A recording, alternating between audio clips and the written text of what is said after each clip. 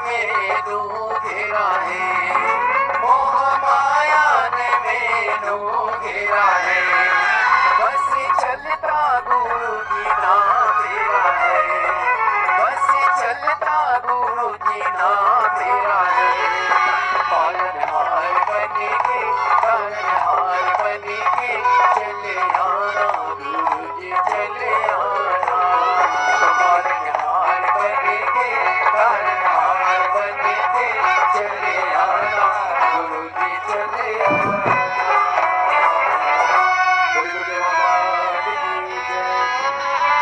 श्री शिवाय नमस्तुभ्यम। सभी भक्तों को हर हर महादेव। पूज्य गुरुदेव का शुभ मंगल आगमन हो चुका है। गुरुदेव व्यासपीठ पर मंचासीन हो चुके हैं। आप सबकी तरफ से व्यासपीठ को नमन करते हुए हम सबके प्रिय, हम सबके लाडले ठाकुर कल्लू जी महाराज के चरणों में नमन करते हुए परम सदैव परम आदरणीय विश्वविख्यात पूज्य गुरुदेव के पावन चरणों को नमन करते हुए और आप सभी शिव भक्तों के चरणों में नमन करते हुए सुंदर आज कथा के हम सभी तीसरे दिवस में प्रवेश करेंगे। उससे पहले जो हमारी संस्कृति है, हमारी सभ्यता है, उस क्रम में जोड़ते हुए सभी जजमान परिवार एक बार इनके लिए भी जोरदार ताली बजाकर स्वागत करें, जिसमें कथा के मुख्य जजमान के रूप में यूएसए अमेरिका से हमारे बीच में पधारे श्री नेहल प्रज्ञेश पटेल जी, प्रतीक्षा पटेल जी यूएसए से हमारे बीच में पधारे हैं। बहुत बहुत स्वागत, वंदन, अभिनंदन। एक बार उनके लिए भी जोरदार ताली बजाकर स्वागत करें। श्रीमती मधु महेश कुमार जी राय इंदौर मध्य प्रदेश से, श्री रामस्वरूप अग्रवाल जी संजय निर्मल हरिओम जी अग्रवाल ग्वालियर मध्य प्रदेश से, श्रीमती मीनाक्षी बाला साहेब जी काटे संभाजी नगर महाराष्ट्र से, श्रीमती हरवंती बाई कृष्णा बाई जी मालाकर मेथला खंडवा मध्य प्रदेश से, श्रीमती अंजना जी अग्रवाल लंदन से ऑनलाइन कथा के मुख्य जजमान का पदभार आपने ग्रहण करा। एक बार इनके लिए भी जोरदार चाहिए, क्योंकि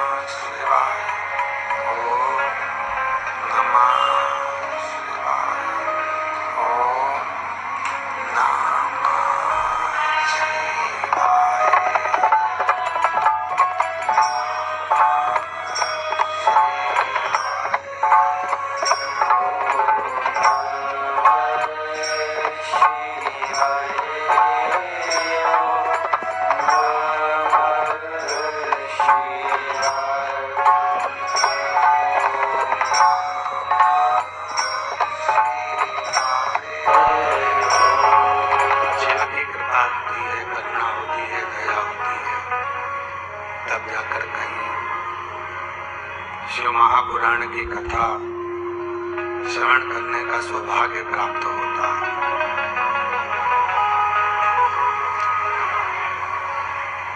क्यों? क्योंकि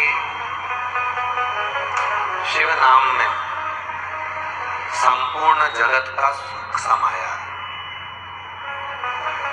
जीवन के जितने सुख हैं वो सब शिव नाम में समाहित है।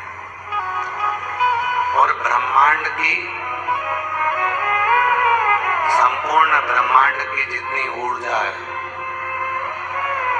संपूर्ण ब्रह्मांड की जितनी भी ऊर्जा है, वो सब शिव में ही समाये, भगवान शंकर में ही समाये। बक्से खोलो बक्से सारे पंडालों के, शिव नाम की ऊर्जा एक ऐसी ऊर्जा है जो संपूर्ण जगत का संचार करने वाली, संपूर्ण जगत।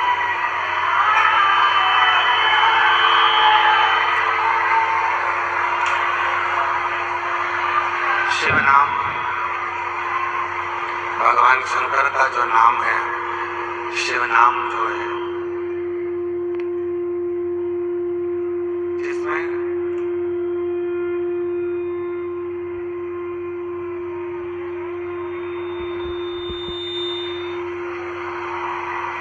ब्रह्मांड की सारी ऊर्जा उस शिव नाम में समाई। जब संसार का मनुष्य, संसार का मानव 12 ज्योतिर्लिंग के दर्शन करने को जाता है, दुनिया में सारे तीर्थों के दर्शन किए, सारे कुंडों का स्नान किया, सारे सरोवरों का स्नान किया, पर जब 12 ज्योतिर्लिंग में से किसी भी एक ज्योतिर्लिंग में जब संसार का मनुष्य दर्शन करने के लिए पहुंचता है, जाता है,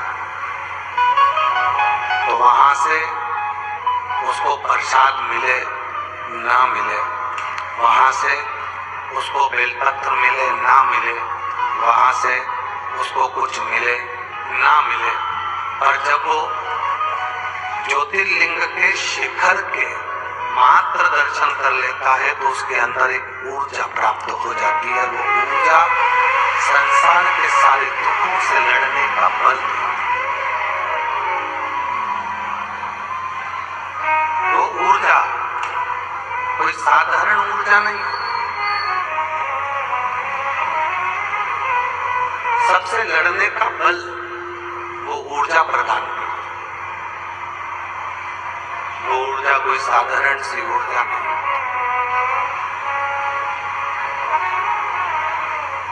ये मानव का जो जीवन है, मनुष्य का जो जीवन है, हर उम्र में कुछ ना कुछ हमको अच्छा लगता रहा। एक उम्र थी जिस उम्र में माता पिता हमको अच्छे लगते थे। एक उम्र ऐसी आई जिसमें दोस्त अच्छे लगते थे। फिर एक उम्र ऐसी आई जिसमें पत्नी अच्छी लगती थी। फिर एक उम्र आई जिसमें बच्चे अच्छे लगते थे। फिर एक उम्र आई जिस उम्र में बहुएं अच्छी लगती थी। फिर एक उम्र ऐसी आई जिसमें अंतिम क्षण में वो परमात्मा अच्छा लगने लगा, तो सब पूरे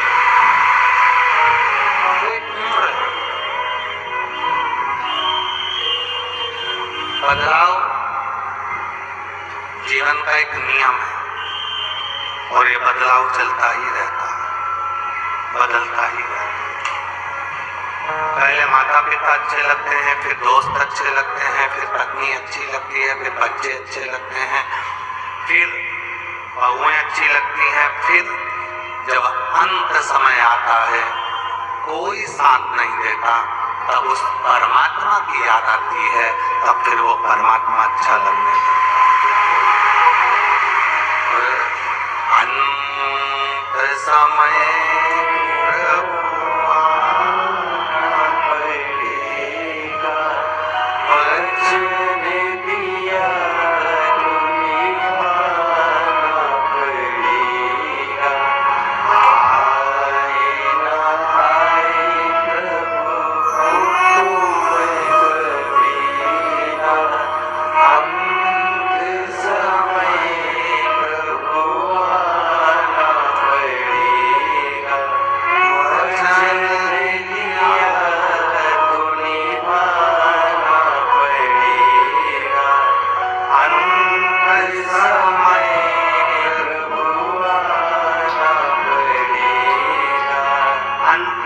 क्षण है, अंतिम जो समय है, उस अंतिम क्षण में, उस अंतिम समय में वो परमात्मा का स्मरण याद आता है, वो परमात्मा याद आता है।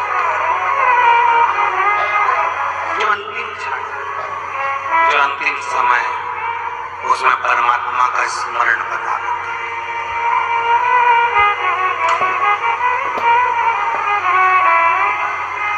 जब आपको शुगर की बीमारी होती है ना, तो डॉक्टर आपसे पूछते हैं तुम्हारे माता पिता को थी क्या, तुम्हारे परिवार में किसी को थी क्या?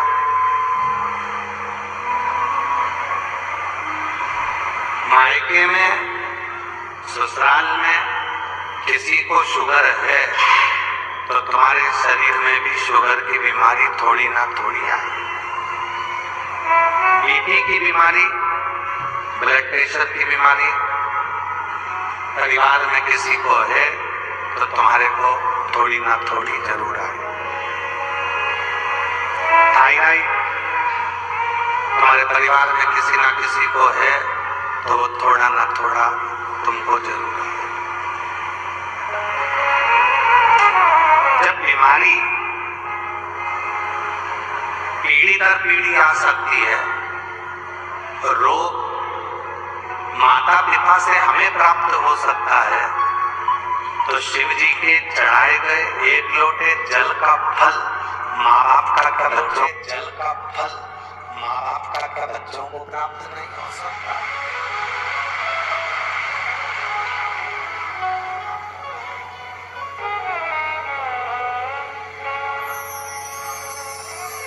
एक माँ ने एक लोटा जल शिव जी को चढ़ाया, उसका फल माता, पत्नी, स्त्री, बेटी, एक नारी जब शिव जी को जल चढ़ाती है तो उसका फल ससुराल की भी 71 पीढ़ी को प्राप्त होता है और मायके की भी 71 पीढ़ी को प्राप्त होता है।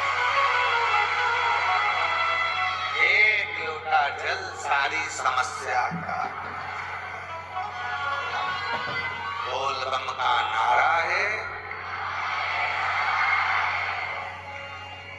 एक लोटा जल जब घर की स्त्री, घर की नारी चढ़ाती है, उसका फल उसके बच्चों को मिलता है, उसकी पीढ़ी दर पीढ़ी प्राप्त होता है, प्राप्त उसकी पीढ़ी दर।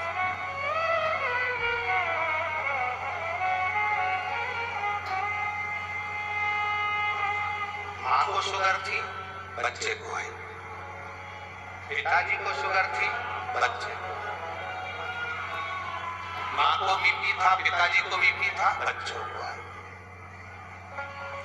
जब माता पिता के बीमारी के लक्षण बच्चों को आ सकते हैं, तो फिर माता पिता के पुण्य के लक्षण भी संसार के बच्चों को जरूर प्राप्त।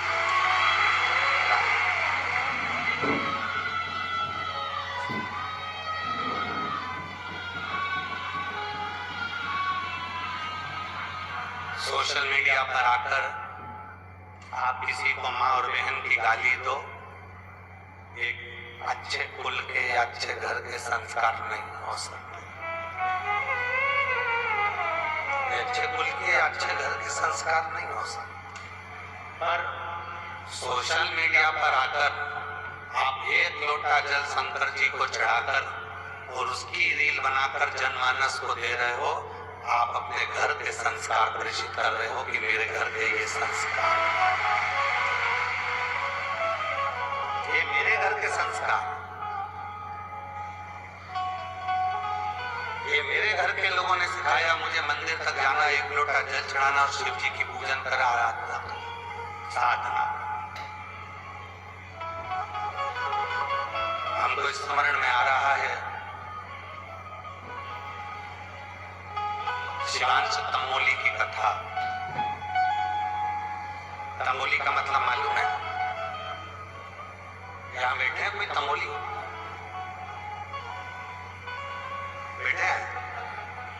तमोली चौरसिया, पान लगाने वाले, पान बनाने वाले और भगवान शंकर के गले में जो सर्प पड़ा है बासुकी, उन्हीं के वंश में ये तमोली आते हैं, ये चौरसिया। हम नमन करते हैं सारे तमोलियों को, सभी चौरसियाओं को हम प्रणाम करते हैं कि आपके कारण मेरे उज्जैन के महाकाल सावन के महीने में भ्रमण के लिए निकलते हैं, उसमें सबसे पहली प्राथमिकता आपकी है। उसमें प्रवृत्ति हमें शिवांश तमोली की कथा स्मरण आती है। एक ऐसा चौरसिया, एक ऐसा तमोली जिसकी पान की दुकान थी।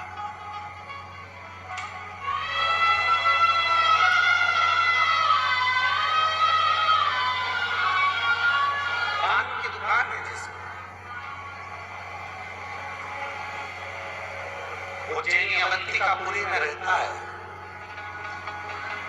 एक छोटी सी गुमटी थी, कपड़े पर पान रख लेता था, उसी को लगा लगा कर सबको बेचा करता। महाकाल के दर्शन का रोज का नियम था, बिना महाकाल के दर्शन के एक दिन भी वो तमोली नहीं रहता था। वो शिवांश तमोली, वो चौरसिया एक दिन भी बिना शिव के दर्शन के नहीं रहता था। एक दिन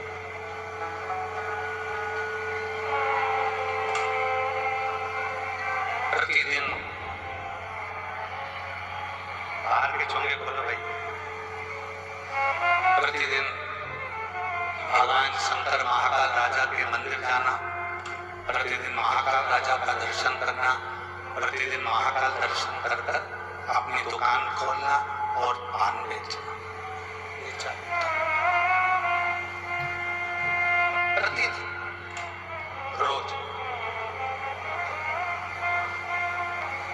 और जब वो शिव जी के दर्शन कर कर वो तमोली चला जाता, तब मेरे महाकाल रोज, और पार्वती जी उनसे पूछती, जब भी ये तमोली आता है, जब भी ये चौरसिया आता है और ये तमोली पान बेचने वाला तुम्हारे पास आकर दर्शन कर कर जाता है और तुम ठागा लगा कर हंसते हो, तुम इतनी तेज मुस्कुराते हो, क्यों?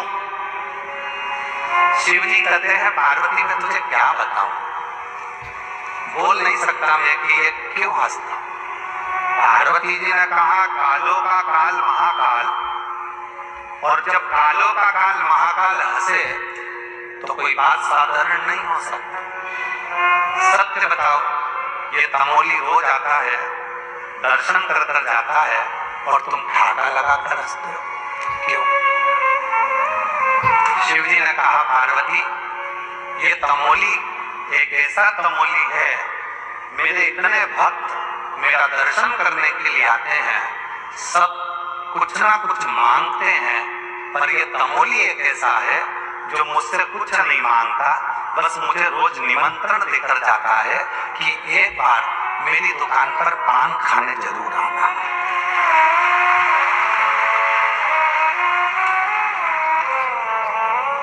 एक बार मेरी दुकान पर तुम पान खाने जरूर आना। पार्वती बस उसकी इसी निमंत्रण को मैं सुनकर हंसता,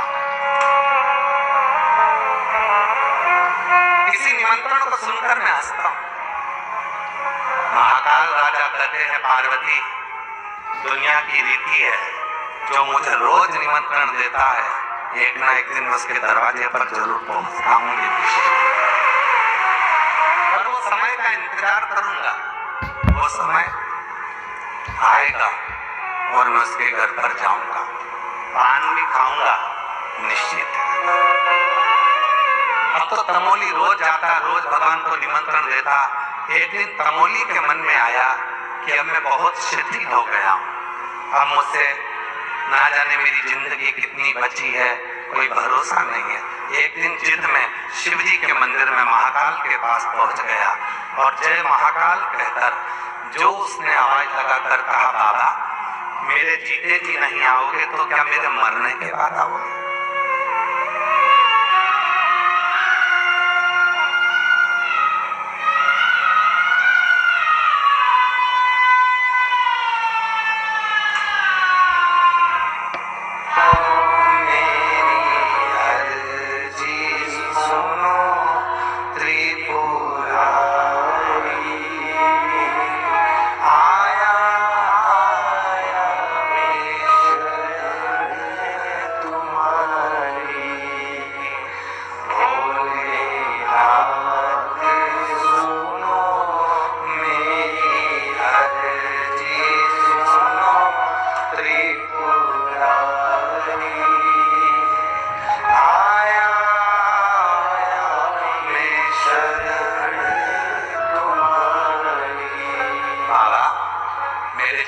नहीं आओगे तो क्या मेरे मरने के बाद आओगे?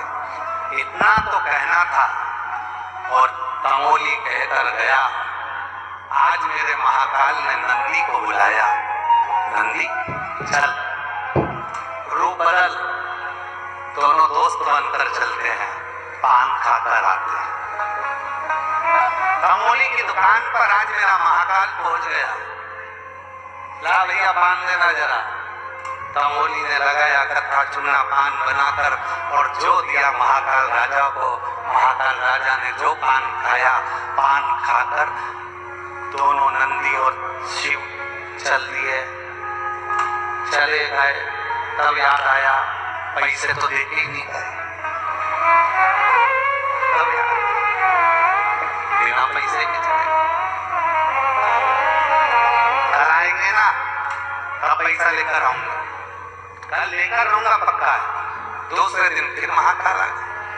वही मेरा नंदी साथ में मेरा बाबा। लाओ पान दो। पान खाया। जितनी देर तक महाकाल वहां रहते, पान खाते, उतनी देर तक उसको पैसे की याद नहीं आती। तुम्हारे जैसी है, जल चढ़ाती है तब तक याद नहीं आती कि गले में चेन कहां गई, गले में मंगलसूत्र तक कहां चले गया, बैग था कहां गया, पर्स था कहां गया, मोबाइल था कहां गया। सुध नहीं दी, ध्यान तो शिव में था।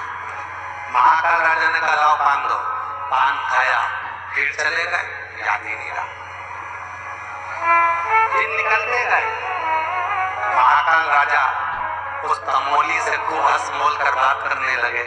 अब तो दोनों में ऐसी घुटने लगी कि जब महाकाल आते तमोली पान लगा कर दे देता। कभी कभी भगवान सुपारी ज्यादा मांग लेते तो कभी कट्ठा ज्यादा लगवा लेते, पर तमोली को पैसे की याद नहीं आती। पैसे की याद कब आती? जब महाकाल चले। आज तमोली के पिताजी आ गए और तमोली के पिताजी आए और आकर बोले वो खाकर चले जाता है, तू उससे पैसा नहीं मांगता है। कल अगर पैसा नहीं मांगा तो सोच,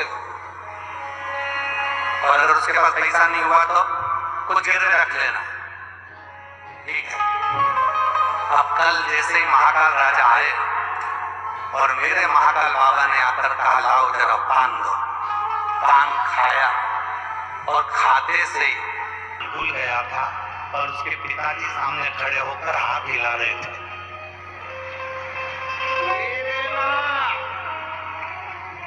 तमोली को याद आया, बाबा ए भैया लाओ जरा पान का पैसा दो।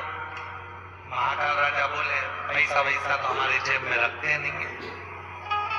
जबकि भभूत में है खजाना कुबेर का।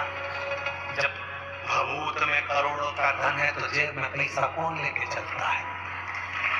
देखा तो, जबकि भभूत में खजाना हे गंगाधार मुक्ति